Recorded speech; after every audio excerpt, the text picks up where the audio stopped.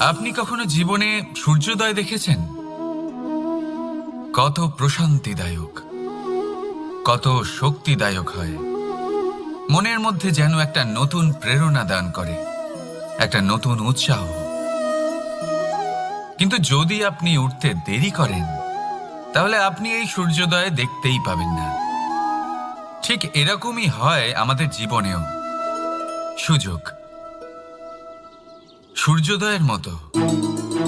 যদি আপনি আপনার জীবনে দরকারের চেয়ে বেশি অপেক্ষা করেন এই সুযোগের সদ্ব্যবহার করতে, তাহলে এই সুযোগ আপনার অপেক্ষা কখনোই করবে না, তা চলে যাবে।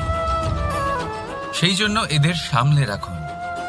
সঠিক সময় আসলে এই সুযোগের সদ্ব্যবহার করুন, নিজের কর্মকে সম্পূর্ণরূপে সার্থক করুন। এটাকে এক মুহূর্তের মতো দেখুন।